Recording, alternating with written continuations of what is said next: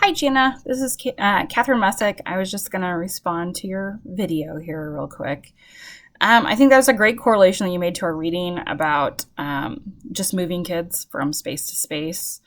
It's, like the whole idea of like letter of the law, very specific in the sense that, with FAPE and LRE, you have the letter of the law and then you have the spirit of the law. And in the first video, it was clear that they were following the letter of the law. I mean, they are providing a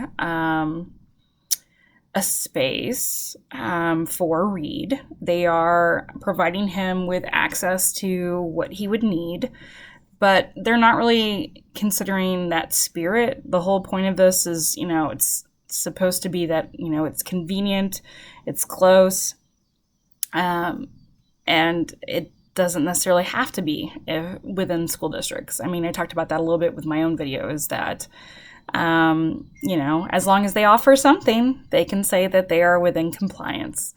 I also kind of like thought about the way I totally the outcomes. Sorry, I wrote notes as I was listening to your video.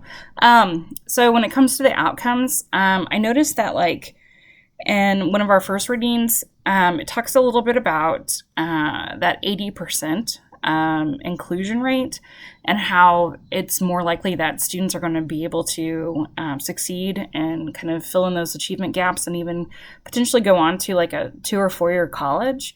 And that it seemed like that 80% mentioned in our article, which is the relationship of special education placement and student academic outcomes.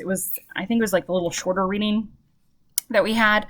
That kind of made me think a little bit about it. It's like, okay, so they said that half of his day would be in, at the Kennedy School would be in general education, whereas the other half of his day would be in pull-out services. But yet you have research stating that 80% seems to be kind of almost like the magic number, that if you can stay in an inclusive environment of general education for 80% of your day, that your outcomes between socially and academically seem to be a little bit higher.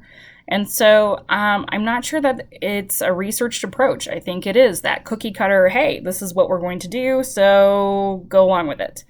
But yeah, I really liked your thoughts on that, especially, and I think we all kind of have the same thoughts about that second video. I mean, it was a great collaborative example and one that I wish I saw more often. So anyway, thanks.